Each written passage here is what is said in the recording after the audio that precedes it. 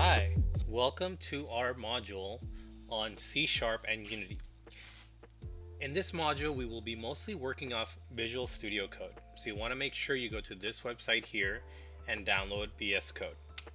Once downloaded, you're going to want to make sure you install these following extensions: the Unity extension and the Unity code snippets.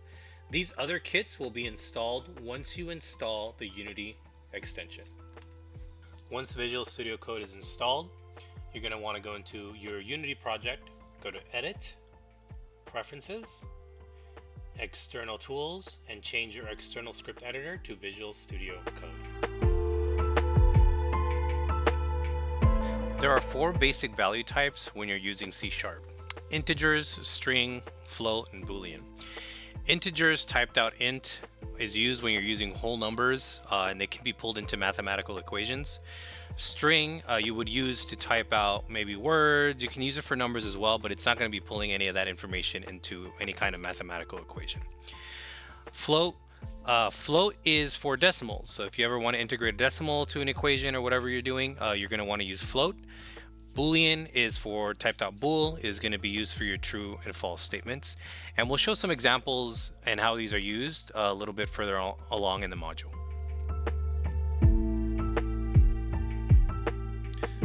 So for this module, we're just going to go over integers. So in order to do that, I created another script inside my code folder, called it simple test.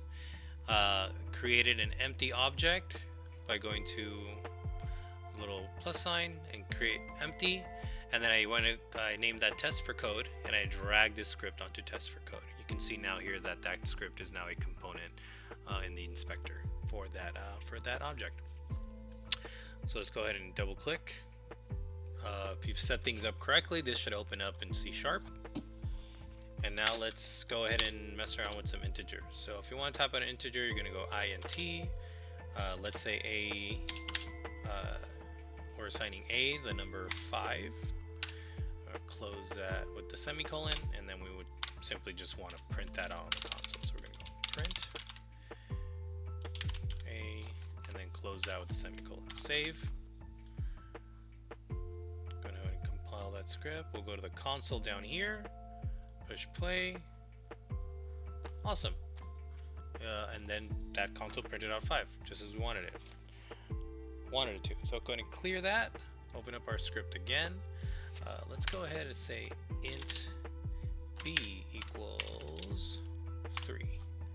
Close that out, and let's do some math. So int c equals a plus b, which should give us 8. And then we're going to want to go ahead and want to print out c this time. Save. Have to save every time, or you're not going to get the latest code that's being pulled up. Awesome. 8, just as expected. Clear that. Open up our code again. Now, one interesting thing about the logic of C Sharp is that it can overwrite the initial int. So let's go ahead and do an example of that. So we've already assigned A 5 and B 3, but what we can do is reassign A. So we can put A equals B, let's say A plus B, right? And then we're actually going to print out A. So A, let's see what happens here. So A should not be 5, but it should actually be 8 this time, and that's what we get. So A has now been reassigned the number, the sum of A plus B. Okay. Open this up again. Let's clear our console. Open up our script. Okie dokie. So let's try this. Let's see what happens. So now that we have reassigned A to equaling A plus B, we went ahead and printed out A, right? But let's say, let's say we copy this, and add it again. So the logic here would be that, okay, A, this A that's it's being pulled in would no longer be the 5 that originally was pulled in, but now the new A, which is 8. And then it would be 8 plus B again. So that should give us 11 on the second print line. So go ahead and test that logic out. Console, play. So first print line is 8, second print line is 11. Awesome. So it'll, as you're going down in your code, it's going to be pulling the latest reference that you've put on there, and that's going to be the kind of the systems and logic of C#. So let's open up our test again. Let's see some other ways we can do this. So we can actually shorten these up to B plus equals B, which would be the same as A equals A plus B. And what I just did there was that I put 2 forward slashes, and that inserts a comment line. And what that essentially tells C# is like, do not read anything after these 2 slashes on that same line. And that way we can put in notes. So you can see up there it says start is called for the first frame update. So you can put in notes. That's going to make it a little bit easier if anyone else is reading your code and maybe it's a little cryptic, or if you're trying to explain, some logic, it can be very helpful. So again, we can put A plus equals B, and that's just saying A equals A plus B. But a much shorter way to do it. All right, we save that. Console cleared. Let's see what happens. We have an issue. Let's see what happened. Oh, I forgot a semicolon. Of course. Always check your code. Save that. Compiled. Let's go ahead and play. We're gonna get the same thing, 8 and 11, but using that shorthand of code. Awesome. There's other things, other shorthands you could do. So let's go ahead and erase this. We can do A equals plus plus. So that's going to be A, which is 5 plus 1, right? So if we do that, we print that, that should give us 6. Console. 6, easy. And we can do the same exact thing on the opposite end. We can do A minus minus, which would give us 4.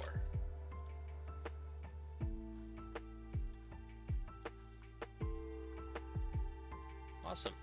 And that's a very basic kind of introduction to integers and some of the C# logic when it comes to integers. Alright, now we're going to go over floats. So we opened up that same script we were working on with the integers, and this time we're going to type in float. And I want you to notice that that capital F was turned to a lowercase. C# is case sensitive. So you're going to want to make sure that you're typing things that they should be. So this is a lowercase f for float. Let's say float f equal a equals 0.5, and we're going to want to put an f at the end of that to validate that this is a float. And you have to do that when they are decimals. So for example, I can put float b equals 1, and because that is a whole number, I won't have to do anything. I don't have to input an f there at the end. Float c equals a plus b. So let's print out c, and that should give us 1.5. Alright, save that script, go to our console, and go ahead and play. And we get 1.5. So there are a few things that we can do to kind of look at the different logics between a float and an int. So if, let's say we have int a equals 10 divided by 3. Print a.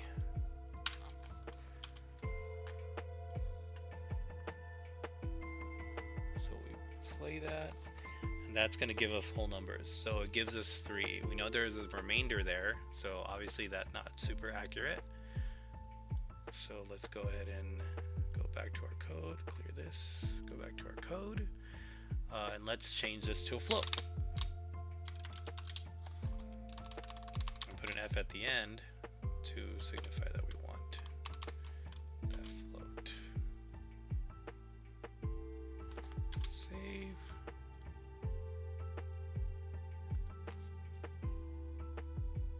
And now we get 3.333. So now we have a lot more accurate of a number, which will be very helpful if you're doing very particular equations in your C# script. So next we're going to go over strings. Strings are an easy way to put text into whatever project you're making. This could be helpful if you have maybe a dialog box that pops up, or you have, a character that's actually saying something. So you can go ahead and say string a equals, go ahead and double quotations and say hi. And then we're going to go and print a, close it with a semicolon, save, and we can go, and our console is going to go ahead and show hi. So it's important to know that the way C# logic works is that if a string is combined with an integer, then C# is actually gonna convert that integer into a string as well.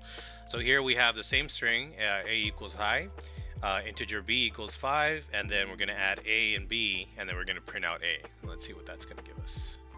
So we save that, play, and that converted into a string, hi 5. And that's mostly it for strings. They're not the most complex thing in C#, but they do have their use case, so it's very important to know them.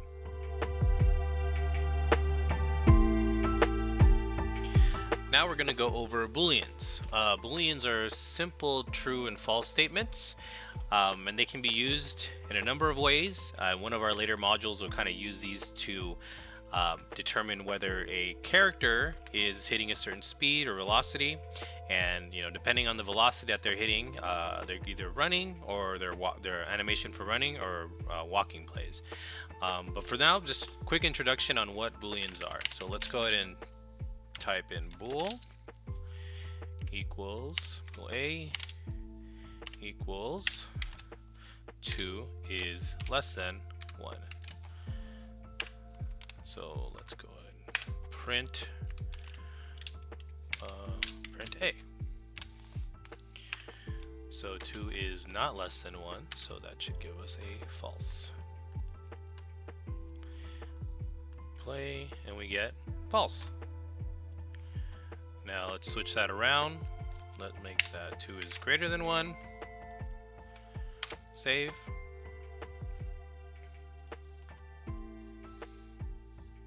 Play, and that's going to give us true. There's a number of other things we can do. For example, we can put 2 equals 2 is 1. So a little explanation on what this double equal sign is. So this first single equal sign is an assignment where a is being assigned this meaning. The double equal sign is that these two things are exact. So 2 is 1 is essentially what we're saying. So let's save that, play, and that should be false. 2 is not 1. What we can do to make that true is put does not equal, and that's what we'd use. The exclamation point and the equal sign means it does not equal. So 2 does not equal 1. Save that, and that is going to give us true. Very kind of skimming the surface of booleans, what you can do with them, but those true and false statements are going to be very good moving forward. But for now, this is kind of the basics and all you need to know for this module. Welcome. Now we're going to be going over if-then statements. So if-then statements are really good because you can actually have different outcomes depending on the input that you get. So the easiest way the easiest example I can think of is when you have, your player engaging in dialogue with a non-playable character. Maybe, what that NPC says depends on whether your character says yes, no, or maybe. That could then spawn a different dialogue coming from that NPC, depending on the input of your character. So let's go ahead and start with int a equals, let's say a equals 0. And then we'll put if a equals 0, curly braces, print yes.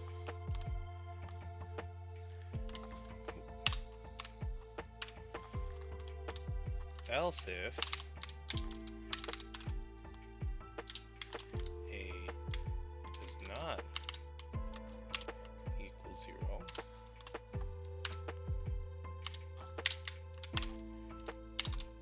print question mark. I'm going to save that. So we have a equals 0.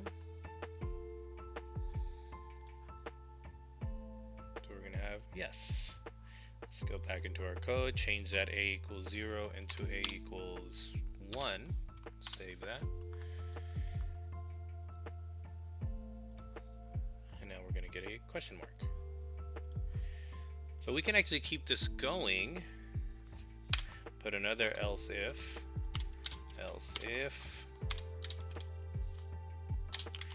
a equals 1.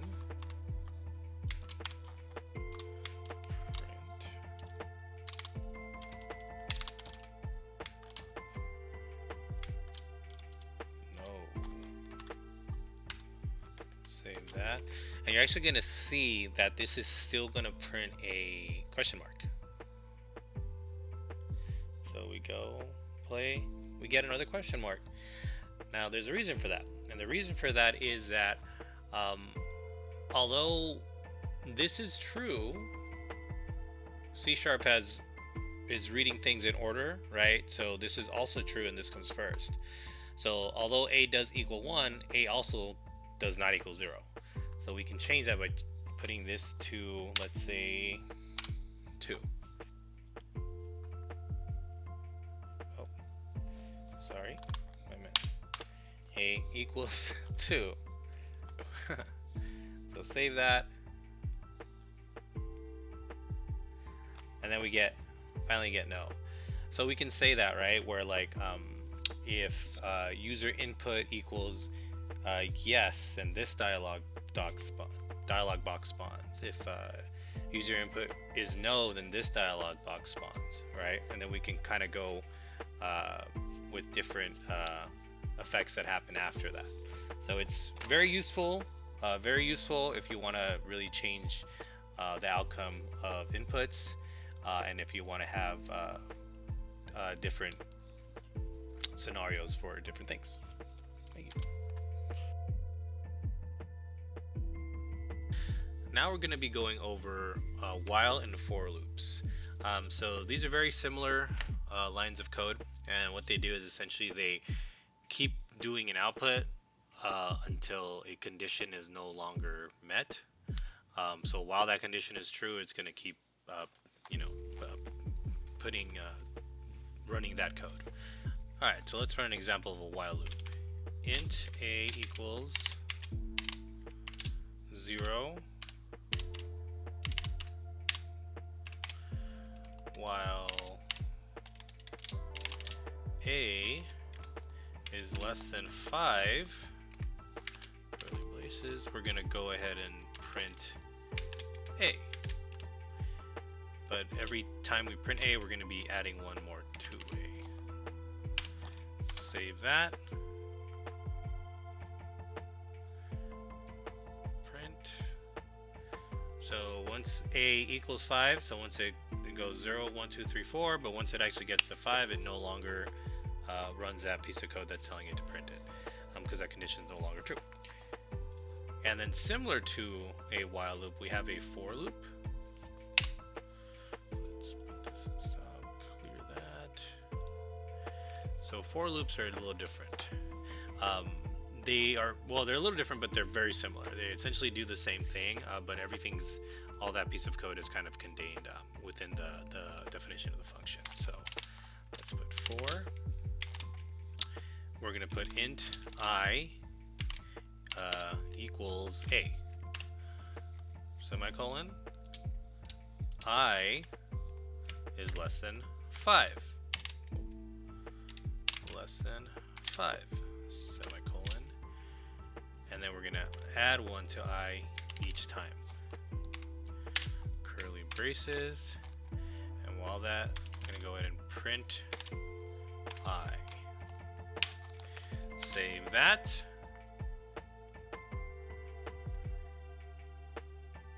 And we get the same outcome. But the biggest difference being is that everything was a little bit tighter, a little bit neater, all kept into that the definition of the for loop. And that's pretty much it for while and for loops. There'll be a lot of different ways you can keep that, integrate that into your game. And ways to think of using a while loop is to continue the game rendering until the game is over. Maybe if your player has a certain amount of lives, as long as that life count isn't 0, there's no game over. There's no game over scene. There's no being pushed back to your spawn point or anything like that, or to your checkpoint. And now we're going to go over a few different variables here. We have public and private. So public is what is usually put as default for a lot of the functions that you're creating. This makes it so those functions, those variables can actually appear in the inspector, so you can edit them from the inspector. So if you want speed to increase, if you do some kind of function for speed, you can edit that in the inspector. Private would remove that functionality, and one reason why you might want to remove that functionality is when you're trying to debug, when you're trying to find out why something's not working correctly. If you've been messing around with it a lot from the inspector, or there's been other things that have been changing that variable, it could kind of make it a lot harder for you to debug and find out what the issue may be. Awake. The awake function is something that happens before the start function. So if there's ever a need for you to maybe render something before start or whatever it may be, you are able to use the awake function for that if you want something to run before start runs. There's fixed update, which run based off physics and the physics and time engine instead of frame rate. Like update runs once per frame. This runs according to timing or according to the physics engine. It's always going to run, if it runs every 0.2 seconds, it's going to run every 0.2 seconds, whereas update won't necessarily do that because the frame rate's consistently changing depending on what's being rendered. So this is really good when you're doing physics calculations. So maybe when you're having something interact with like a rigid body, when you're pushing or pulling something, you want that to stay consistent. So you might want to use fixed update. There's a late update, and that runs after update. If there's any forever reason you want something to run when those frames are at the end of those frames, you're going to want to use the late update.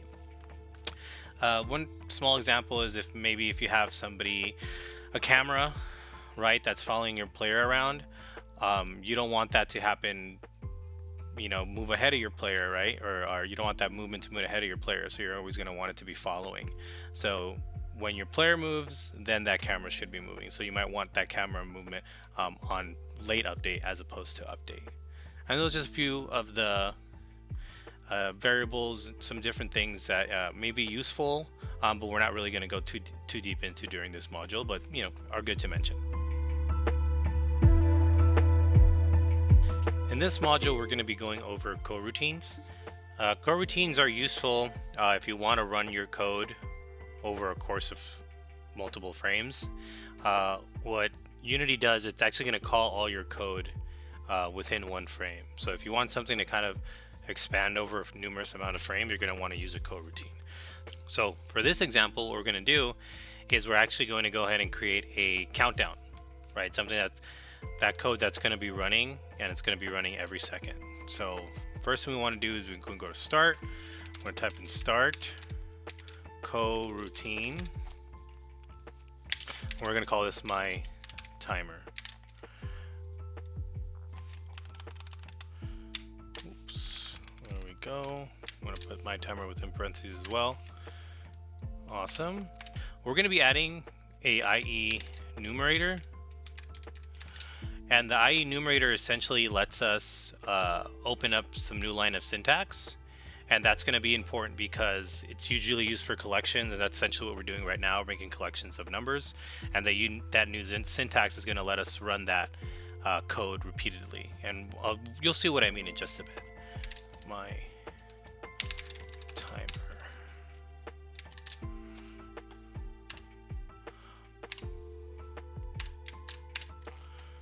Oops, actually does not go there. Awesome. So for I, or int I, which equals 10, right? Because our countdown is going to be starting at 10. We don't want I needs to be greater than 0 because the countdown is going to end at 0, and we want I to be -1 every time. Awesome. So we're going to go yield return new. It's going to turn a new one. So yield, run this code again. So what are you going to get from this code, and then return what you got from that code, from running that code, and then return that new number. We're gonna put wait 4 seconds. So we don't want this running actually every frame because frames come at different times. We want it to be, 10, 9, 1 per second. So we're gonna put wait for seconds. Definitely have to spell that correctly. 1. And then we're going to want it to print whatever I equaled plus, let's say, plus string seconds left. Awesome. But we're not done there, because then we want it to yield return new, because eventually it will get to 0. 4 seconds, 1. Oops. So we still want it to do it every 1 second, and this time it's going to print boom once it hits that 0. Save that code, go back to Unity, and then play. Let's see what we get.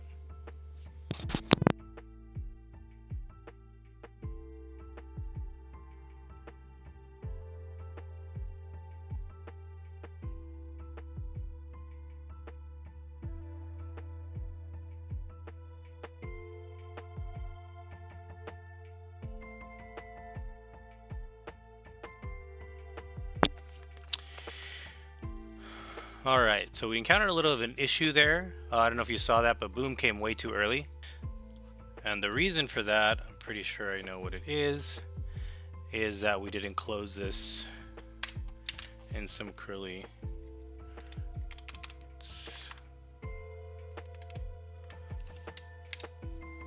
Awesome. Let's try that again. Clear this out, play. So what happened previously is that it ran, because both those yields were within the same method. It ran them one right after the other, instead of running one until it exhausted everything you could do with the first one, and then afterwards jumping to the next one. But now we see that it's working just fine.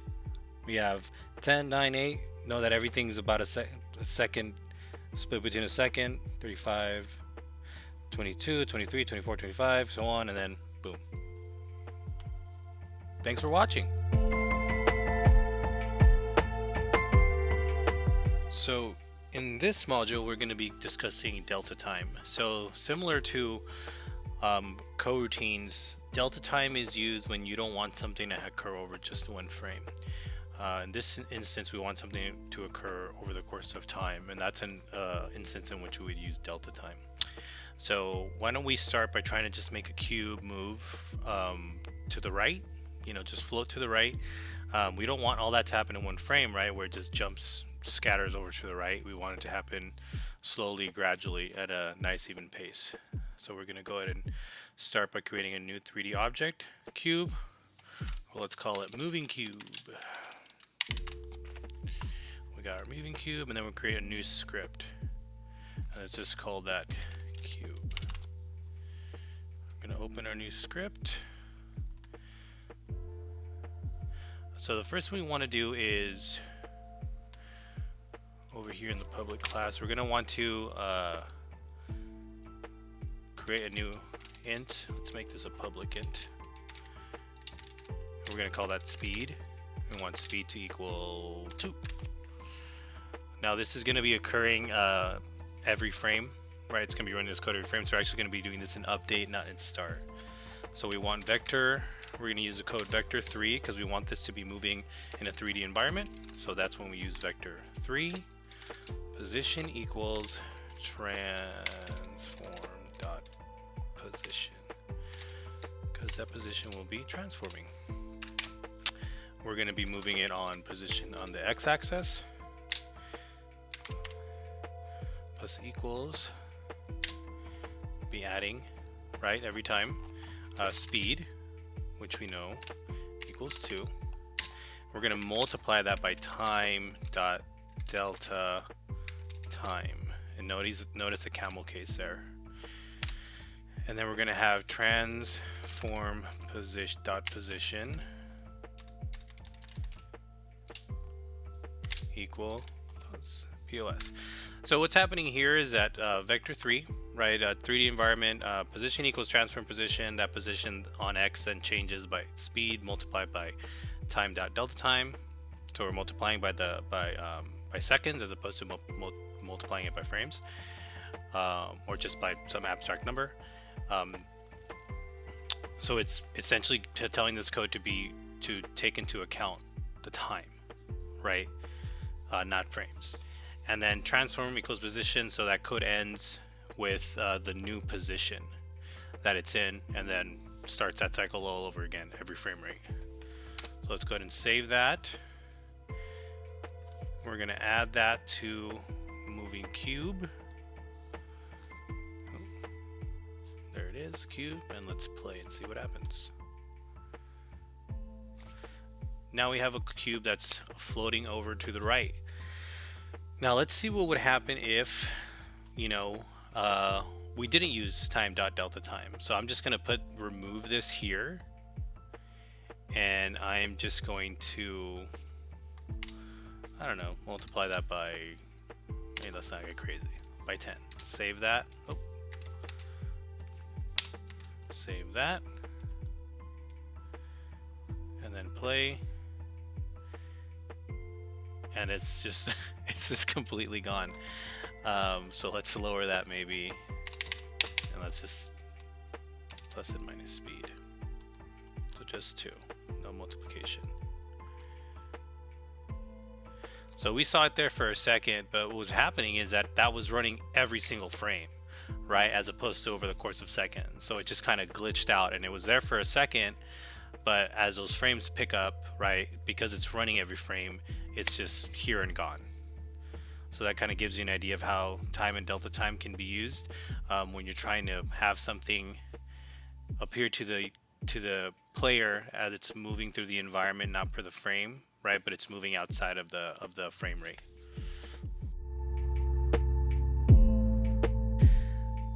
Alright, in this module we're going to be going over get component. Get component is very useful because it can actually pull in and manipulate components with your script, components that you might add here on Unity.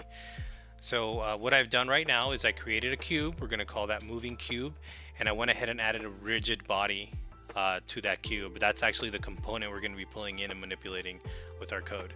And then I made another script, a blank script called cube. I also went ahead and added a plane, so the cube has something to rest on, because what we're going to do is we're actually going to make this cube jump up and down. So we don't want it to just fall straight through. So we need to have that plane that I could actually lay on top of, right? Or fall on top of. All right, so we open up our code.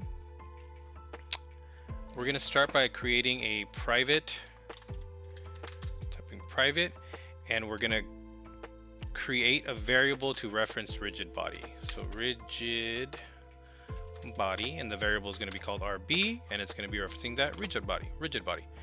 Then we're going to create a public integer. So public int, and we're going to call that jump force. Jump force equals, let's say, 300. Awesome. And so at the start of our script, we're going to want RB to be assigned get component rigid body, so that we can manipulate that rigid body. We can pull it in and manipulate that rigid body. Now that we have that variable assigned with get component rigid body, now we can make some code to kind of manipulate RB. So manipulate that variable. So let's write an if statement. So if input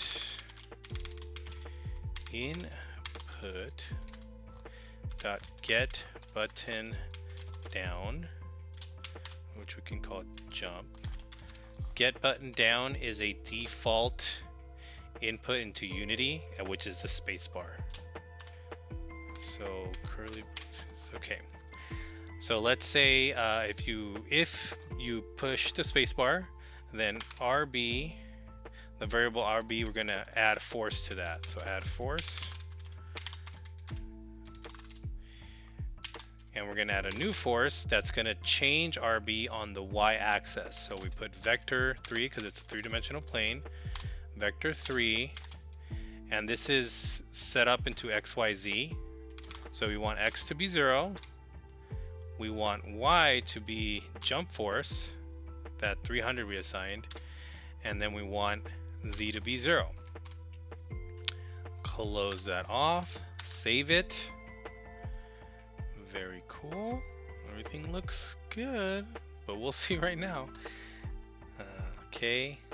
And then we drag this and add it to moving cube. And there it is. Alrighty, so let's go ahead and play and see what happens. So every time I push this.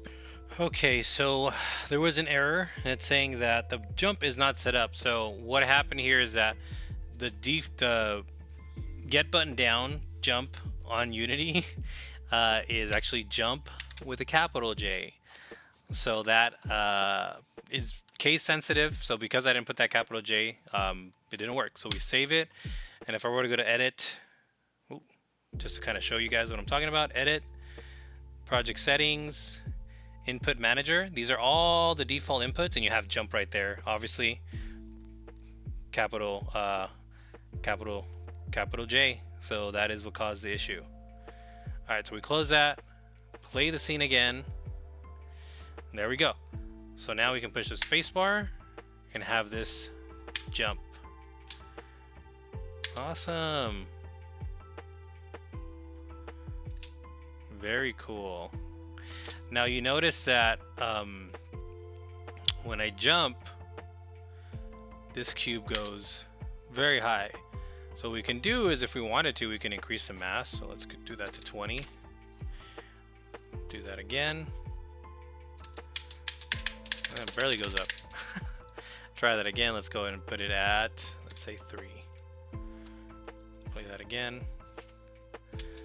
Boom, boom, boom, boom, boom, boom, boom. So you notice if I push it really fast, I keep adding velocity. That's a part of the physics engines that's at work. So the more force I add, the more jump force I add, the more velocity you get, and they can eventually just rocket out of here. So what we can do is we can actually add code to zero out that velocity every time you push, every time that jump is finished. I want that velocity to be zeroed out every time we jump. So let's go and put that in a comment section so the code won't read it. So the script won't read that code. What we're gonna do is we're gonna assign a new variable to that references vector 3. So vector 3, we'll call this jump y equals that new force we have up there.